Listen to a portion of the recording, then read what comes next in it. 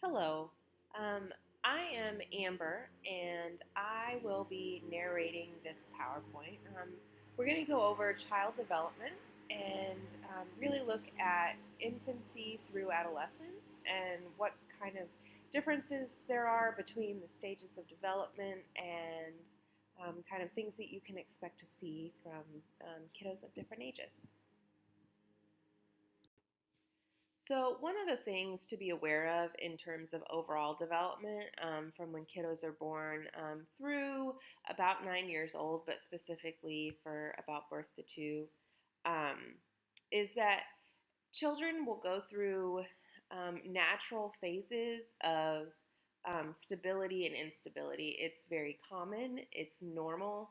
Um, and you see this typically, I think, in the first 6 years, about every 6 months or so. So they'll start out and they'll be, for a couple months, they'll be calm and seem to like have their stuff together, not get too riled up about a whole lot of stuff.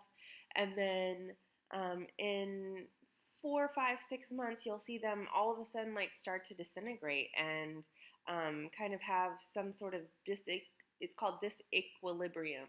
And basically, it's like when they just start to come unraveled for no reason. And oftentimes, parents are like wondering, what is happening? Like, why all of a sudden are they crying about something that 2 weeks ago was not a big deal and did not bother them? It's actually very developmentally appropriate, and it's a way of them kind of blossoming out and then kind of gaining stability, and then growing a little bit more and then gaining stability. And so that's one of the things that happens throughout development is that they go through periods of equilibrium and disequilibrium, so that they go from periods of relative stability and to relative instability. And this can be a maddening process for parents, especially if parents aren't really all that aware that this is happening. So knowing this can also be helpful to parents to help normalize some of the things that they're experiencing with their kiddos. So for each stage of development, I've broken this down into pretty much physical, cognitive, emotional, and social development. And so for the physical development from infancy, we're thinking of newborns who come in with total dependence on their parents or caregivers. We're total need for parents to help them in terms of feeding, changing, diapers, those things. So we go from total dependence to this rapid growth. If they're feeding well, they're sleeping well, they're going to be growing quite quickly. I think most parents of newborns are typically pretty surprised by how quickly their newborn grows and all of the things that they see their newborns developing. Um, their dexterity increases. You see reflexes, so like the pincher reflex when kids are born, where they connect their index and thumb, and then and also grasping and the suckling reflex. They're automatically like that's just ingrained. That's instinctual as soon as they're born to have these reflexes. So they're moving from these reflexes when they're first born, which are survival reflexes, to then having more gross motor skills. So think when you think gross motor, think large body movements like scooting, crawling, walking. That's going to be later on. But we even think of things like the ability, we think of tummy time and the ability to hold your head up and have strength to control their movements and be more intentional about their movements. And so when we also think of physical development for kids, toilet training is a major task. So we're going from feeding and eating and sleeping to them being more alert and aware of their world. They're eyesight isn't completely developed the way that adults experience it until about 6 months of age. So when you see the kind of the black and white patterned mobiles, those are actually more geared towards helping infants' eyes develop, because the black and white helps their pattern recognition in their eyes develop. Because they can't really pick up on all of the color variations quite yet. So anyway, back to their development towards toilet training.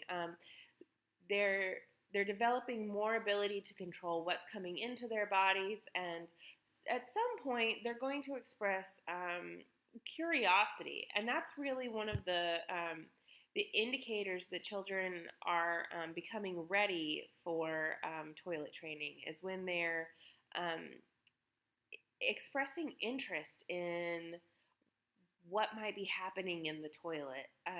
As it says, there's bowel and bladder control around 18 months of age, and around this time, depending on their experiences, every child's body is different, and every child's environment is different. And I know that parents experience, one kid might be ready at 18 months, and one kiddo might be not ready until about 2 years or a little after that. And so, but this major task of development is really about their exercising more conscious and intentional control over their bodies, and can really play a significant impact in their later development as well. So, in terms of infancy and cognitive development, one of the major cognitive stage that we see kiddos going through is that they will have sensory motor exploration. So, they'll use their senses and they use their bodies to move and to explore their worlds. Their world is really not explored through like a cognitive way of being. It's really explored through what they can see, feel, touch, smell, hear, and what they can move. So one of the things that they're trying to master is object permanence, which is if I am holding a block and I cover it with a blanket, object permanence is knowing that that block is covered by the blanket and is still there. Without object permanence, I assume that if I cover it with the blanket, the block no longer exists, and the only thing that exists is the blanket. You can see kids get a real sense of wonder and excitement and joy when they discover that the block is still there when the blanket disappears. And so one of the things that demonstrates that they're more into the sensory motor exploration is as they begin to master object permanence and they begin to recognize that the block will still be there. They experience what their bodily experience is. That's what they know to be true. And so they're also, language is a huge thing. I know there's so much out there that talks about how parents are supposed to narrate their days and give so many words to their child per day. And this is really to give children exposure to the language so that they can, so that their brains can learn the sounds and learn the meanings and begin to develop their own way of speaking. From about 6 to 7 months, you'll see babbling. So you'll hear them like try to make sounds, sometimes in the rhythm of the language, but it doesn't really make sense very much.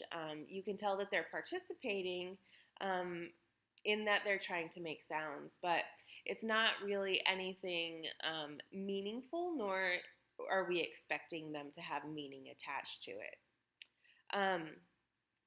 About 10 to 12 months, close family members will recognize sounds. So this is like when mom knows what kiddos talking about, but no one else in the world does. Or close caregivers, maybe grandparents or siblings or things like that, where they're not fully formed sounds. They're not like they're not translatable to other people in the world, but people who are close to them know what they mean. And then at about 12 to 18 months, we get first words and additional vocabulary. So this is not like a lot of words. This is a few words that we can say are meaningful, and that they're learning words and sounds around them. And then as far as morality goes, at this stage, children are very egocentric. They're not worried about, they don't have the capacity, nor do they have the ego development to really realize that other people have thoughts, other people have feelings, other people have needs, any of those things. And also they don't have the ability to have like foresight and things like that. So we're very, this is very like a very immediate consequences way of being for them. They're very concerned about not in a verbal conscious way, but in a very innate visceral way. What do I need? How do I get it? So their emotional development spans from reflexes to more complex feelings. And so it might be weird because I know we just talked about a little bit ago about reflexes in terms of physical development. But also think of reflexes as when you get scared, when you get frightened, you jump back, right? That's a reflex too. And that's also an emotional feeling that you have if you're startled, you're surprised, whatever. And so emotional development starts from those reflexes and a very visceral need to be connected, nurtured, loved. That's a very important part of their emotional and social development, is to be loved. And so they get more complex feelings than by age 2. And so some of the basic feelings working towards more complex are pride, shame, embarrassment, guilt, and also joy. So you can tell when a kiddo is delighted, you can tell when they're embarrassed, and that really indicates a sense of ego development, a sense of self in the world. And as far as their emotional development, some cultures specify or value or allow the expression of some emotions over others. And so that's where you're beginning to see culture impacts children from the very beginning of their lives in terms of which emotions are expressed more consistently. And as they grow, those emotions might or might not be as prevalent in their experiences. Children are born with their own unique way of being. This goes back to every child's body is different. Every child's temperament is different too. There are different basic temperaments: easy, difficult, slow to warm up, and hard to classify. And these temperaments are really it's kind of like an almost like way of being that will just be part of that child for their lives. And so for parents, sometimes it's really helpful to know some children just have a more difficult temperament than other children, and they're going to have different ways of responding to the world, and that's just part of who they are. And so socially, children are really concerned with their caregivers at this stage. Their caregivers are presenting the template for how their social world is going to be. Children are learning what the social world is supposed to be like based on their parents. So from that, they're really trying to determine, is my world safe? Do I get what I need?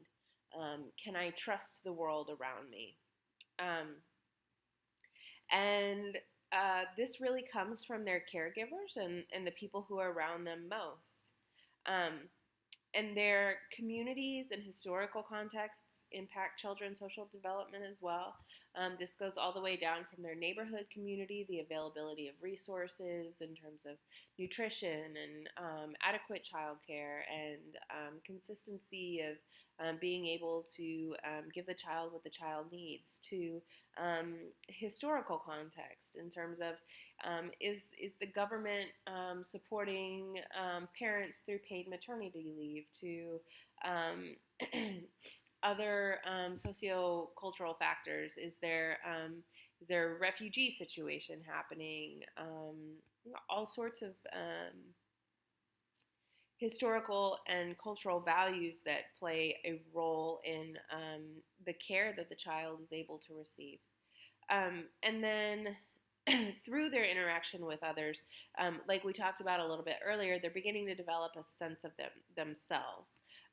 So around 5 months, children recognize caregivers' faces. You'll see them light up. You'll see them get very excited when they see their familiar caregivers, and that actually helps the bonding even more because when someone's excited to see you, it's really makes you happy, and so it actually helps facilitate the bonding between caregiver and child when the child starts to recognize the caregiver's face. And then as kiddos get a little bit older, they begin exploring more of their world, and then closer to 2 years, really, they start being a little more interested in their peers. So they're really they begin to recognize, oh, that's someone that seems like me, and express a little bit of curiosity. But initially, they're really focused on their caregivers, and that's the primary relationship in their life. So relationship development goes a little bit more into children's view of the world based on their social and emotional experiences. And basically, at this age, from 0 to 2, their brains are wiring for them to survive in the world. And attachment is one of the primary factors in relational development. And so, from attachment theory, there are 4 different types of attachment that are noted in children. Secure, and then within the insecure type is avoidant, ambivalent, and disorganized. So, secure attachment really indicates that a child has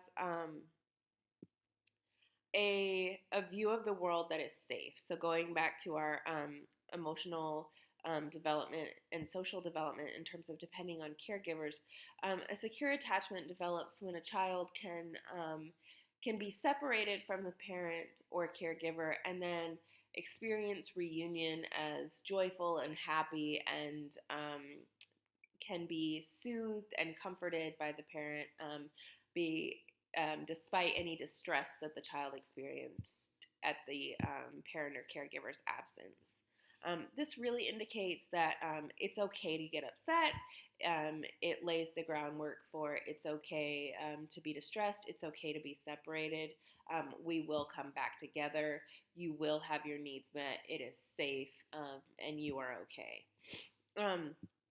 And then within the insecure types of attachment, we see avoidant, ambivalent, and disorganized. And those are really different ways of reacting or responding to the caregiver in which the child feels less safe about the world. With avoidant attachment, the child doesn't seem very distressed or upset when the parent is leaving, and is also not very welcoming or joyed when the caregiver reunites with the child. And that really indicates, because attachment is one of the is the primary way that we establish our templates or ideas about our unconscious ideas about how our relationships in the world should be, this is really an important factor for kiddos through their development, because this is going to lay the groundwork for how their future relationships could possibly look. And so with avoidant, we're looking at less emotional intimacy and ability to be close and safe in relationship. Ambivalent attachment styles seem to there's inconsistency. Sometimes they can be comforted and sometimes not, and so it's going to be an inconsistent way of relating to others. And with disorganized attachment style, it really seems as though kiddos with this attachment style seem to be very confused about when caregivers leave and come back. And so um, from attachment style, we can begin to understand that relationships with caregivers are very, very important because they're helping children understand how relationships should be or will be in the future, um, or might be. Um, and so, with that, trauma can significantly impact attachment development, and this is going to be very important because it can have lasting effects. And so, like things like long-term caregiver separations, or if there is a lot of tension in the household, things like that um, can be very, very impactful to the developing attachment style of a child. And so, people working with children with this age group, particularly, want to be very sensitive and aware of the developing attachment style. And the lasting impacts that it can have, because, like we talked about, this is the groundwork for future relationships as well. Um,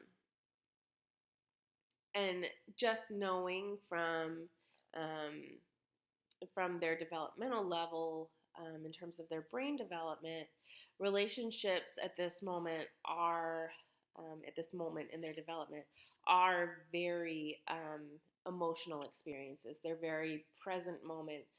There's not a lot of, they don't have yet the ability to differentiate time. And so um, everything feels like right now. And if it's not right now, it's never going to happen. And so they don't have the ability yet to reason to themselves, like, hey, dad's going to come back in a little while, or I just have to wait for a few minutes.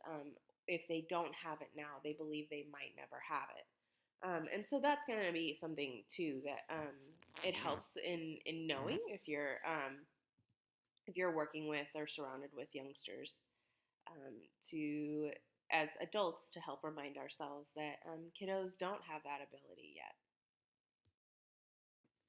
So I know that infancy was, those slides were pretty long, excuse me, but I'm going to try to speed these up a little bit. Toddlers from 2 to 4 years old, the first 3 years are pretty critical in their development, and they really want to learn and grow. As we talked about, their caregivers play a significant role. And one of the things that I think is important to realize, particularly as adults, is that toddlers, like we just talked about, with their brain development, they're really wanting to just experience the moment. They're not worried about 5 minutes from now. They're not worried about an hour from now. They are really like namaste, centered in the moment. And adults are really worried about accomplishing the task. And so when working with parents and working with caregivers, sometimes it can be really, really helpful to remind parents that toddlers are focused on the moment, and sometimes the battle is better won by allowing a child to focus on the moment than accomplish the task that's in front of them. So toddlers are really at the impulsive stage of their ego development. They're not really worried about inhibition or stopping themselves from doing anything that might seem dangerous. Um, but they're really, because they're in the moment, they're really concerned with doing whatever feels right this moment. And so likewise, their emotional range is small and intense. Like we talked about, they have a small amount of emotions that they've developed, and what they do have developed, they experience very, very intensely. Um, like we talked about, their focus is on immediate needs, and because they're egocentric, they're really only worried about themselves. They haven't had time to really become aware that there's other people who have other needs in the world. And likewise, with their brain development, there's one area of growth at a time. So at times they might be really, you might see them really kind of exploding in terms of their physical development, whereas at other times you might be really seeing them all of a sudden have a sudden burst of language development. But really what we're seeing that their brain is experiencing is having one area of growth at a time. So they're not going to be both becoming incredibly more coordinated and also speaking in complete sentences on the same day. And just remembering that children move through the stages of development at their own pace. Each child is going to be different, and so there's general trajectories of child development, but mostly each child will be unique in terms of their development. So, like we talked about at the beginning, toddlers experience a disintegration and integration of skills. So, this is, you can think of this as horizontal growth versus vertical growth. So, before a skill is, say, walking, they might become a little unsteady before they become steady again, and then they'll be able to take a step. That's what we mean by disintegration and integration of skills. It might look like they have something mastered, and then they'll lose it for a little bit. They won't be as good at it, but then they'll regain it, and that is the disintegration. So losing it a little bit and then regaining it is the integration of skills, and that's really horizontal growth. The vertical growth is when you see them going from crawling to walking. Um, and so, again, they develop in different areas at different rates, like we talked about with the brain development. And so, one of the things that really is helpful for them is to have consistency, relationship, schedule, and environment. The more consistent that their schedule can become and be maintained, the more consistent their environment is, the less you're going to experience those meltdowns and unexpected disintegration of their emotional regulation, I guess. Not to say that you're going to limit, that you're going to stop those. Part of normal development is having those times, and so it's important to remember that those meltdowns and those typical toddler terrible twos, those are going to happen, and that's perfectly normal. So for their emotional development, we really see toddlers, like we talked about, having intense emotions, and because they experience them so intensely, crying and tantrums are going to be normal. Um, like we talked about with the terrible twos, fear and frustration happen, and so that's going to be expressed. Where 3-year-olds, they are going to have some of the deeper more egoic feelings of pride, shame, and embarrassment and guilt, like we talked about before. Also, toddlers, because they're developing their sense of themselves, and like we talked about with control of their bodies, they're also trying to control their worlds and trying to control themselves. And so they usually refuse before they consider complying. And so sometimes when parents get frustrated and they want toddlers to use their words or really just comply or just do this, Toddlers, it's part of their development and it's part of their need to establish themselves as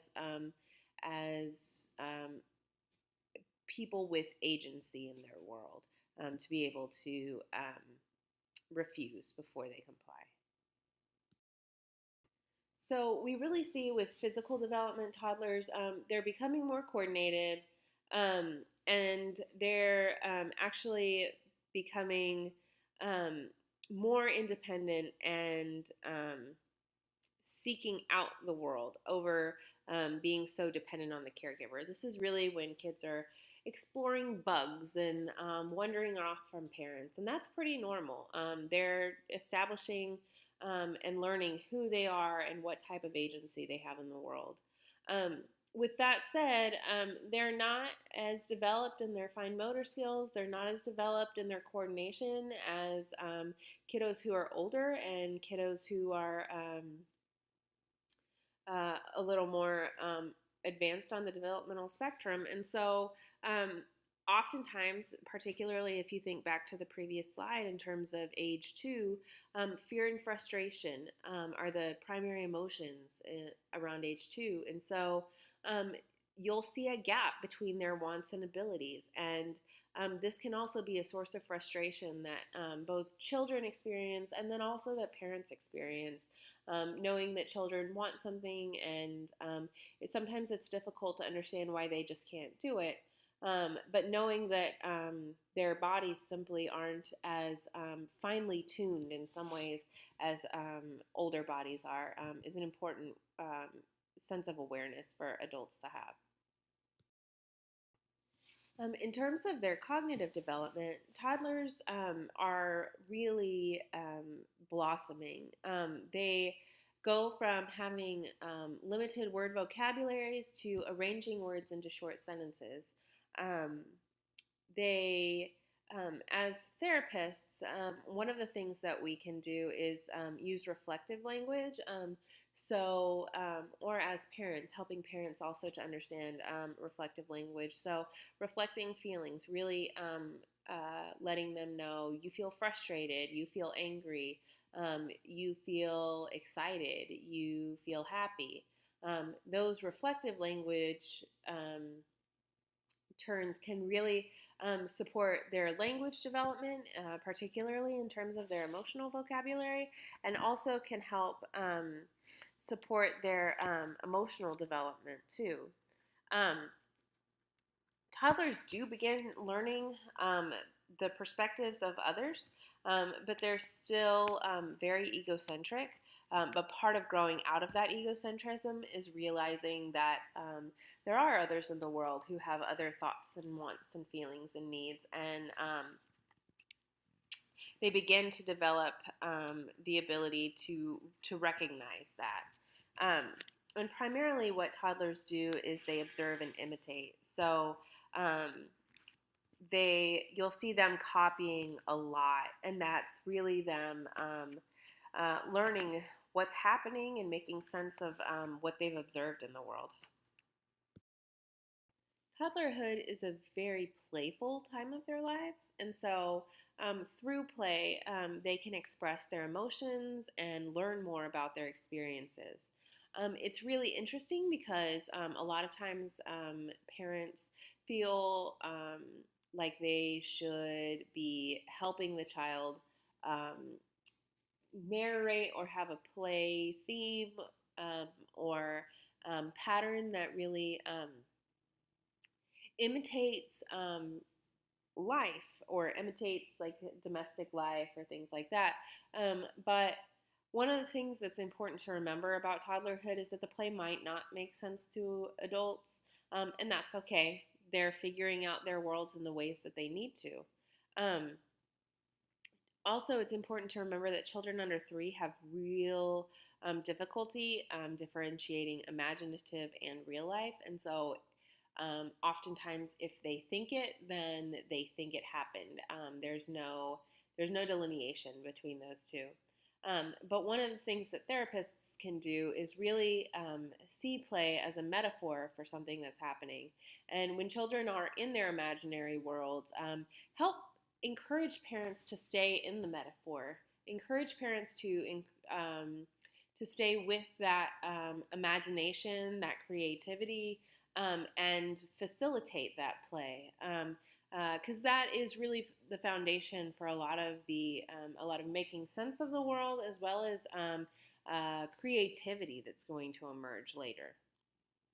Additionally, because children express their emotions and experiences, having parents who are able to stay in that play, imaginary metaphor with their children actually enables children to experience the fuller range of emotional expression and helps children to um, work through some of their understandings and experiences in the world. So here we really see how the play of toddlerhood changes throughout. And so before 18 months, you really see the attachment orientation, like we talked about with infancy. They're really concerned about, is my caregiver here? Can I trust the world? Is my caregiver going to comfort me? Am I going to be okay? Um, at 18 months, we start to see the development of symbolic thought, and so they might begin to play in role plays and have make believe beings in their play.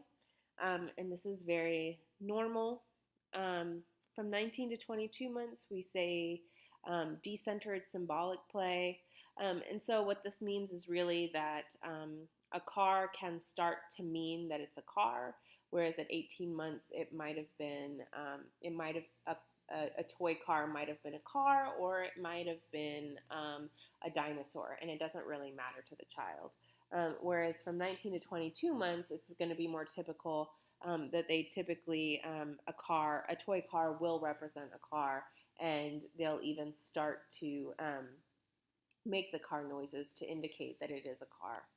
Um, at 20 to 25 months, you start to see sequence, and so there might be a storyline that develops, or there might be multiple steps in terms of the car drives along the bed, and then the car goes down the bedpost and around the floor and out the door. Um, from 24 to 30 months, we see internally directed symbolic play. So again, here the shoe, objects have intentions. You can use the shoe as a phone, or you can use the action figure as a unicorn, but it might not be what it looks like. And then from 30 to 36 months, we really see pretending. And this is really a role playing type of activity where you get to be someone else and you get to experience the world from someone else's eyes. And this is a really exciting thing for kids. So, as children enter early childhood, their physical development is increasing a lot. You see balance increasing, they are able to do things like play hopscotch and do things on one foot, jump rope. And they also play more physically, so biking, jungle gyms, going on swings, and being able to coordinate themselves more. And then with their fine motor development too, you're seeing the beginning of kindergarten, and so drawing, scribbling, they're learning to write, so they're learning to write their letters. They're learning to coordinate their movement in those fine ways. They go from scribbles to representational forms, so that looks like, the ball of scribbleness to like the stick figure person to more realistic drawings, including depth. So you'll see scale, you'll see bigger in front and smaller in back type of things. Also, with their fine motor development, You see a lot of self-help skills. So feeding and dressing, these are really important things at this age. And so holding their forks and spoons and feeding themselves consistently, and also buttoning their buttons on their jackets and tying their shoes. Those really fine motor skills, as children master them, can really provide a sense of accomplishment and achievement for kiddos. In early childhood, you see children who are at the pre-operational stage of cognitive development. So before in infancy, when they were in the sensory motor stage, in toddlerhood and early childhood, they move into the pre-operational stage, which really means representing objects symbolically in their minds. So instead of the object permanence that we saw in the sensory motor stage, um, where they realize that the block still exists under the blanket, with the pre-operational stage and symbolic representation, they see the block inside their head, and they can manipulate the block inside their head. They can turn it over and they can turn it around, and they can view it from different perspectives. One of the ways that they express this is through language, and so they can talk about what they see in their minds. Um, with the egocentrism that they have, they still are the center of the world in their own heads. Um, they have animistic thinking, or they think that everything has feelings. So even the leaf that fell from the tree might feel sad because it left its other leaf friends, or the dog might be excited about the child going to school tomorrow.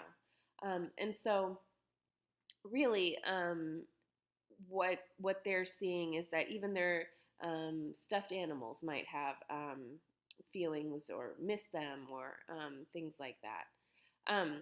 Also, with their pre-operational cognitive development, they have the inability to conserve. So, what this is pretty classic. Liquid in, say, a short, wide container. If you pour that into a tall, long container, the same amount of liquid, children at this stage will believe that it is a different amount of liquid because the one in the tall container is higher than the one in the short container. Even though as adults we can recognize that it's the same amount of liquid, it's just in a different container. With their make-believe play, it becomes less centered and it's socio-dramatic. So they really do begin to develop social storylines. We saw as toddlers, they began to take the perspectives. They began to have make-believe play where they were the mailman or the teacher. And with this play, they begin to have a social component to it and really begin to have storylines and plots and maybe even a challenge or two. Oftentimes, you'll see kiddos talking to themselves. This is called private speech, and it can show their thought process as it's happening. Typically, they're going to talk out what they're thinking instead of internally thinking, and this is pretty developmentally appropriate. They are developing an increased inhibition in their brain. So when we think of brain development, their inhibition center is developing. It's not fully developed. It's just starting, but they're beginning to develop the ability to have focus and planning. And so we see an increase in their ability of to recognize temporal progress. So awareness that past, present, and future are different time periods. And this allows them to, say, wait for a treat or plan to finish something that they want to do. Additionally, recall is more developed than recognition. So this indicates a lot of their internal world. They can remember things about themselves or things that they've experienced, but they might not recognize something outside of them that they've seen before. And just like language development, their vocabulary and their basic grammar are increasing, and so they're beginning to speak in even increasingly complex sentences. So socially and emotionally, they're at Erickson's stage of initiative versus guilt. So they're struggling to develop a sense of purpose. They really want to know that they have agency and concept of themselves in the world. As they develop their self concept, as they develop a deeper and more complex sense of who they are, they can learn to then resolve disputes with peers. So as they learn, as they have that increased inhibition center, they're also able to decide if this is the moment that they want to go for the toy, or if this is the moment that they choose to try to share the toy. Um, this is a really cool, fun age because they have a lot of self esteem, because they can't really judge between their actual competence and adults' ideal competence. So they really think that they're pretty amazing at everything they do. And that's, I think, for a lot of adults, a really fun time to watch them explore their worlds. Um, as their inhibition centers increase, and as their overall development increases, they go from having difficulty, so from toddlerhood with the frustration and the fear, to being increasingly able to emotionally regulate. They're still going to have tantrums, they're still going to have meltdowns, but you're going to see an increase in ability to recognize their own um, feelings of sadness or anger, and be able to manage those without as many outbursts. Um, we see increased development of self-conscious emotions. So they are going to still be very sensitive to shame, embarrassment, pride, those types of things that basically demonstrate how they feel about themselves. Um, and as far as their play development, they're shifting from um, parallel play, which is side by side play. So two kiddos both playing with blocks, but not playing together. They're doing the same activity, but in the same space, but not together. Um, then they go to associative play, which they engage separately. So, but they comment on others' activities. So they'll be observing, and they'll even recognize and contribute in the way of stating but not doing. And finally, we move to cooperative play, and this is a pretty typical play sequence of development. And with this play sequence of development, we see first friendships emerging. So they're really starting to connect with peers. We see the foundations of morality developing, and so even within that, part of morality is controlling aggression. So first they need to experience aggression, they need to experience the anger and what that means, and then also experience inhibiting that. And they're also becoming aware of their gender differences and gender identity. So they'll begin asking questions and really exploring and seeking out ways to learn more about what it means to be a boy, or what it means to be a girl, or those types of things. In middle childhood, we see their physical development. They're continuing to grow, though it's similar to how they were growing in early childhood. So from like 3 to 5 or 6. Their boys are generally going to grow to be a little bit bigger than girls, but essentially they're going to be similar sizes. They're going to be generally healthy. They're still going through a little bit of the equilibrium, disequilibrium that we talked about, but generally they're going to be healthy. They're losing their baby teeth and transitioning to adult teeth. So this is kind of you'll see the kids running around with teeth missing, and their teeth that look too big for their faces, and those types of things. Um, they're becoming more coordinated in their fine motor movement, and so those self-help skills that were starting in early childhood are now a little bit more masterful. Typically, these kids, because they're healthy, have high levels of energy, and they're developing some awareness of sex and reproduction. So, like we talked about earlier, as far as in early childhood, becoming aware of gender and gender identity, and what it means to be a boy and a girl. They might express some curiosity about sex and reproduction, and this is pretty normal too. What is how are babies made, and those types of questions might be emerging, and so they're not interested in the whole gamut of um, specific reproduction, but maybe just some general broad strokes of what does it mean to make a baby, and what does that look like?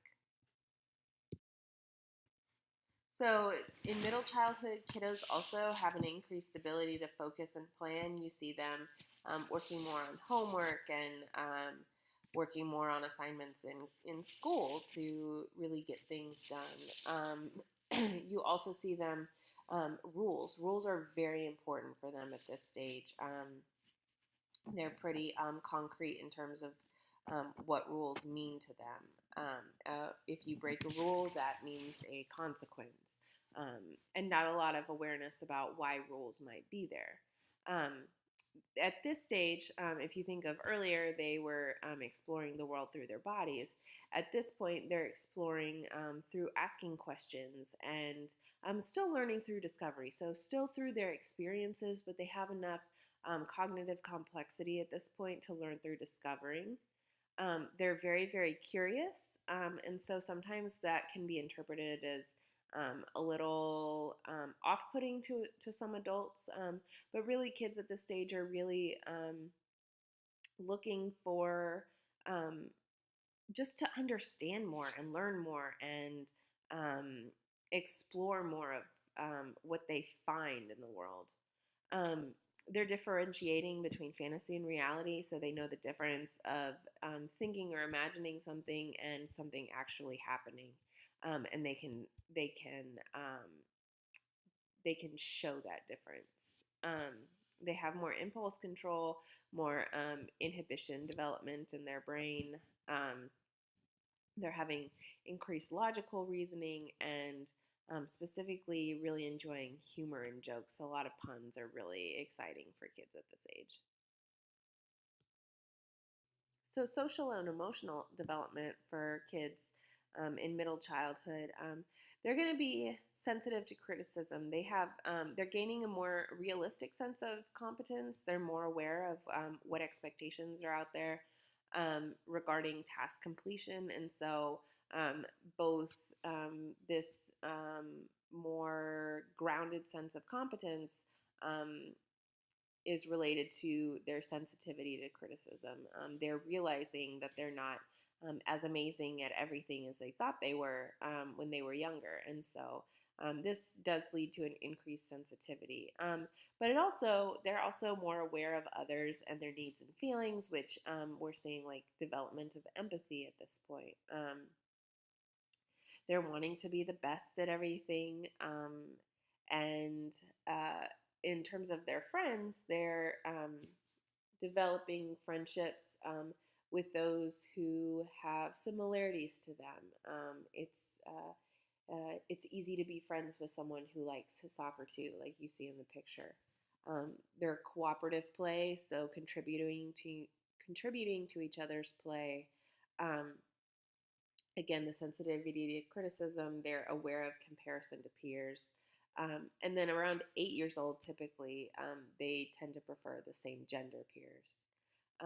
Teachers are really important at this stage of development too, and so they're really wanting to please their teachers, really wanting to do well for their teachers and impress their teachers. Teacher approval is very important. They see teachers as very important people. They might be competitive with their siblings. Sibling rivalry is pretty normal, and gaining independence from their parents. And also, I know like I have a younger brother, and so I can remember when I was this age, I would fight with him. We fought like cats and dogs, and then um, at the same time, when we were out in public or with other friends, I was very protective of him and didn't want anyone to talk about him or to tease him or anything like that. And so you see the dichotomy of competition with siblings in terms of fighting all of the time, but then also very protective outside of the family circle. Um, and then also you see in kids this age emotional self-regulation. So increasingly they're able to recognize their emotions and able to take care of themselves when they feel upset. So pre-adolescence is that in between stage between childhood and full-blown adolescence. A lot of times they'll experience growing pains, and it's because their bodies are growing faster than they were before. And their bodies hurt sometimes growing faster than they did before. Um, they're more aware of comparison, and so they show their anxiety and their feelings more physically. And so you'll see biting nails, twirling hair, just like rubbing their hair or other ways like shaking their leg, those types of things that demonstrate their physical anxiety. There's also a lot of hormonal changes that are happening at this stage and are going to affect their emotional volatility. Um, Conscious of physical appearance and body changes, they're beginning puberty, and so oftentimes for girls, they feel a lot more self-conscious, particularly if they're early developers. Whereas with boys tend to be treated favorably for early development, um, and both genders are very tend to be very aware of the changes that they're experiencing in their bodies. Um, they have increased balance but less upper body strength, so we're starting to see a little bit more development towards an adult body constellation. Um, Girls start to develop and grow quickly, and so boys are a little bit later to start developing. And like I just mentioned, girls are early. Girls who are early to develop tend to be a little bit more tend to meet a little more social challenges than girls who are a little bit later to develop. Um, with this, they may become sick more frequently. Their bodies are going through a lot of changes, and we may begin to see some change in sleep patterns, and this is pretty normal. For their cognitive development, we see an increased sense of mastery and ability to work independently. They kind of have a plan for themselves and they want to do it by themselves. They're more logical in the way that we think of logic. They read silently, so when you think of the private speech that kiddos experienced in early childhood, they're going to be reading silently now, thinking more silently to themselves. Excuse me. Um, they're more detail focused and self sufficient. Like we just talked about, they have a plan for themselves and want to be able to do things for themselves. Um, they're concrete and logical still. They're moving toward mental manipulation of information. So it's really difficult for them to envision more abstract like philosophical concepts, but they can think of a business plan for how to create a bracelet chain. For example, focus on the problem solving, but it's difficult if unrelated to previous experiences. So you're seeing how their thinking is concrete and logical. If it's something abstract that they've never experienced before, they have to imagine it. It's more difficult to solve the problem than if they've experienced it before. They learn by doing, and they begin to take others' perspectives. So we're really seeing a growth in the development of their empathy. They it whereas in middle childhood they might have been more aware of other people's experiences. At this point, they are beginning to take others' perspectives and think about what it might be like to be that person. Pre-adolescent social and emotional development, they can be highly anxious, as we talked about before. They're going to manifest their anxiety in physical ways like nail biting or leg shaking. And they are highly sensitive. They're highly aware of comparison to peers. But they do tend to be persistent, like in their drive to be self-sufficient. Excuse me. They're generally self-confident and then find an increase of self-doubt. So again, we're seeing the equilibrium, the leveling out, and then the disequilibrium. They find that they're competent, and then they increase self-doubt as they begin to explore more of the world. They have a strong and intense internal world and emotional experience. And so you're going to see this in terms of their emotionality increasing. They're increasing distance from parents and might argue more with peers. So they're really beginning to see their own sense of self emerging as distinct from parents and even as distinct from peers. Whereas we saw earlier that they really tended to prefer same-sex peers and still do, they're becoming less cooperative and more figuring out, how do I make myself different, or how am I distinct and special in the world. Um, that being said, peers are very important at this stage. They're identified socially by their peer group and concerned with peer acceptance, and it can be really very traumatic for them if they experience difficulty fitting in with their peers. Um, and along with that, they're growing in their racial and gender identities, and so they might determine sex through conformity to social norms, in terms of, what does it mean to be a boy if I don't act this way? Am I actually a boy? And they also are increasing in their sense of sexual attraction to others. And they're also increasing in terms of what does it mean to be the race that I am, and what does society say about that? So in adolescence, puberty is fully underway. There's a lot of hormonal fluctuations, and their growth is really a lot more rapid than it had been in pre-adolescence and early and middle childhood. And so they're going to feel more body pains and discomforts, and this is pretty normal. Girls experience the start of menarche and boys spermarchy, and so their first period, their first ejaculations, and they're also going to, because they're more aware of their sexual identity, they're becoming more aware of sexual exploration and sexual activity, and this is pretty normal in terms of what we can expect from teenagers. Um, Boys and girls are no longer evenly matched, so gender-based competitions exist.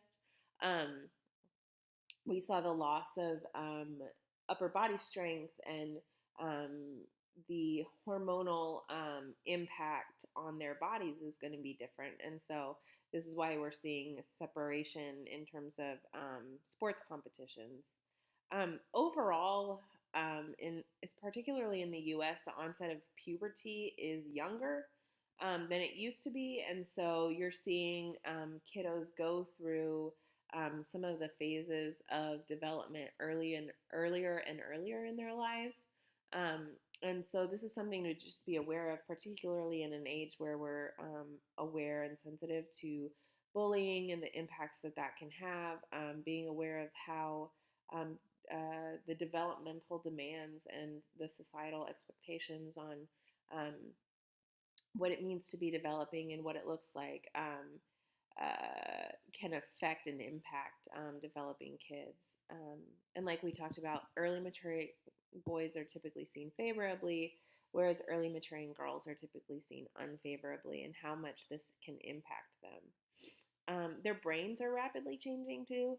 Um, while they have a certain amount of inhibition, it's at this point it becomes really difficult for them to control their impulses, um, and particularly when we're talking about substance use and abuse, which can be happening for them. It's really can be very difficult for them to control their curiosity, or their impulse control might even be facilitated. They might feel like their impulse control could be facilitated by substance use. And so um, you see their brains rapidly changing and moodiness being high, due to hormonal changes as well, and so less ability to emotionally regulate. They see body consciousness, where they're very body conscious, and increased risk of eating disorders, um, particularly given media messages and cultural expectations about what bodies should look like. This increased body consciousness is a particularly prime time to be aware of what eating disorders might look like for kids. In terms of their cognitive development, they're able to engage in hypothetico-deductive reasoning, more abstract reasoning, and evaluate the logic without the real world circumstances. So again, less concrete. They're able to move away from the concrete. They don't need to have experienced something to actually have it happen, or to actually have it, to be able to think about it. They're very self-conscious, um, and one of the things that we see with adolescents is the imaginary audience. They pretty much believe that everyone is watching them all of the time. They are on a stage. Everyone knows what they're thinking, and they need to perform and they need to be at their best. They also have a personal fable or an exaggerated sense of their own uniqueness. Um, they really believe that no one in the world has ever experienced the things that I am experiencing right now, which can be a pretty isolating experience at times.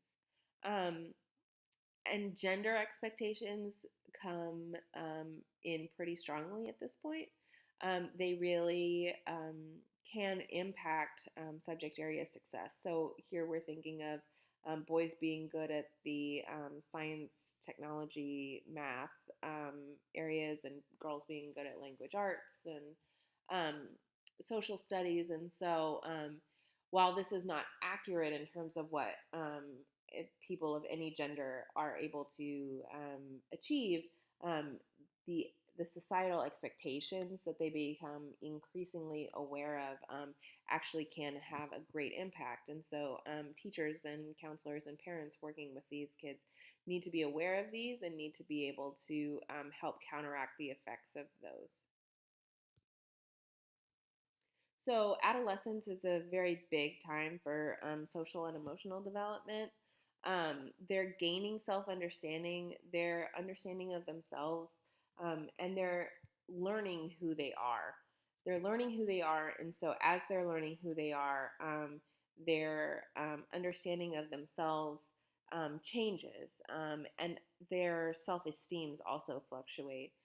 They're gaining more maturity, but they're also struggling against um, the developmental demands that they're under and the societal expectations that they experience. Um, in terms of their morality, they're moving from the concrete rule based orientation to social contracts, and finally, universal ethics. So, being able to consider, again, with our hypothetical deductive reasoning, being able to consider more universal and abstract concepts. They incorporate moral self-relevance to self-concept. So, how important how important is it to me to be an altruistic, helpful person? How important is it? How do I see myself in terms of what I do, um, in terms of right and wrong? Um, there can be a connection between a religious involvement and morality development. Sometimes teenagers can experience, or adolescents can experience, religious involvement to facilitate moral development. They have increased gender typing. They can be pretty stereotypical in terms of what they expect gender to look like and be enacted as. They're striving for autonomy. There's more distance between parents and children. Parents often report struggling with kids at this age, and not really understanding why their kids seem embarrassed of them, or not wanting to be around them. And this is pretty typical. They want to um, to establish themselves and to learn about themselves and to really gain confidence in their ability to be independent people. And with this becomes the idealization of parents. And so not seeing their parents as almighty and all providing, but really seeing them as flawed people too. Um, Friendships are based on similar self-disclosures, identity statuses, aspirations, and risk-taking. They're really wanting people who are in an emotionally similar place as they are. We see the high frequency of conformity, and so peer pressure becomes really an important issue to talk about and be aware of with kids with this age. And also because of all of the things, the hormonal changes and the social changes and emotional changes and physical changes that they're experiencing, it's really important to be aware of the increased risk of suicidality and depression in adolescents. And for this last slide, you are invited to watch this frontline episode, Inside the Teenage Brain, which really goes into more of the development that teenagers experience and kind of what's happening. I highly recommend it if you're interested in learning more about development for teenagers. Um, Thanks for watching this PowerPoint. I hope it was helpful, and take care.